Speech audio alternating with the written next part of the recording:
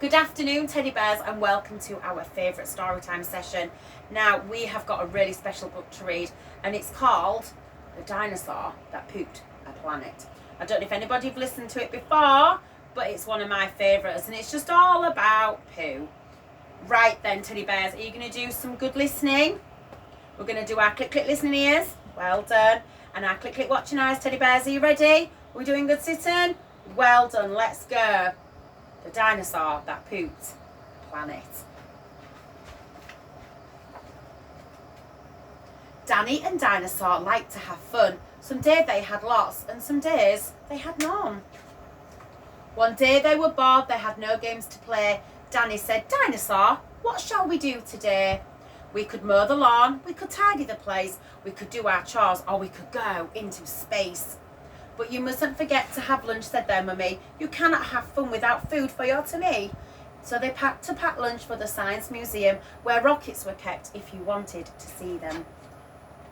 There were hundreds of rockets and spaceship surprises, tall ones and small ones of all shapes and sizes, and one that was ready to launch with a door big enough for a boy and his pet dinosaur. They ignored all the warnings, they couldn't care less. They pressed all the things that they shouldn't have pressed. T-minus 5, 4, 3, 2, 1, ignition! They started their intergalactic space mission. They flew higher than houses and buildings and cranes, much higher than birds, even higher than planes. "We're in space!" Danny yelled as they floated around, but the dinosaur's tum made a rumbling sound. "Is it time to have lunch?" Danny looked at his watch. Then he looked all around for the dino's lunchbox. Danny started to worry, and he started to panic. They'd left their packed lunches back home on their planet. So with no food on board, not the smallest of crumbs, a disastrous dinosaur feast had begun. Uh-oh. It gobbled up gadgets and gizmos galore. Nothing was safe from the space dinosaur.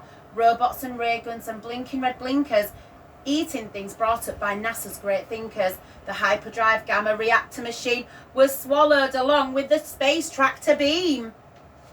It chewed and it chomped on the spaceship controls. The rocket was dotted with dino tooth holes. Inside it was bare, the spaceship was empty. Outside there were more things to eat. There was plenty. It broke down the door with a cool ninja chop, but out in space dinosaurs are much harder to stop. It chomped on the moon like a big chunk of cheese, then shoved even more in its mouth with a squeeze.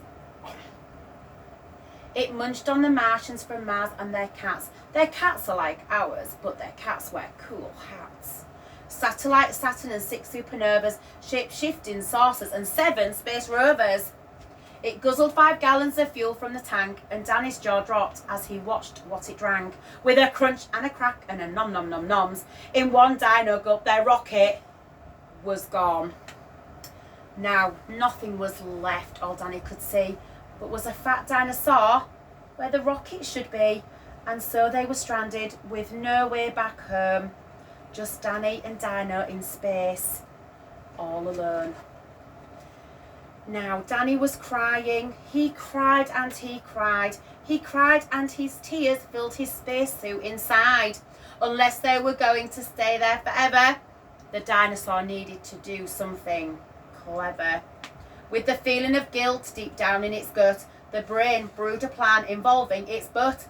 It knew there was only one thing it could do. To get them back home, it needed to poo! Like a poop-powered rocket, the dinosaur flew. Dan hopped on its back and he watched as it pooed. It pooped out the robots and ray guns and blinkers. The things NASA's thinkers thought up were now stinkers. It pooped out the moon, it pooped out the stars. It pooped the space rovers and Martians from Mars. When Danny looked back, he could see a poop trail from far out of space to the dinosaur's tail. They headed for Earth and they started to orbit. It pooped on the clouds, but the clouds, just absorbed it. They flew past the buildings and streets of their town, leaving the houses all smelly and brown, and finally landed back down on the ground. "Hooray!" Danny shouted. "We are home safe and sound." They looked to the sky and the things that were pooed had formed a poop planet right next to the moon. And so Danny promised to listen to Mummy, because fun is not fun without food for your tummy. And just when you thought all the pooping was done, a Mars cat plopped out of the dinosaur's bum. Plop. Well, I hope you enjoyed that story, teddy bears, and thank you so much for listening. Goodbye.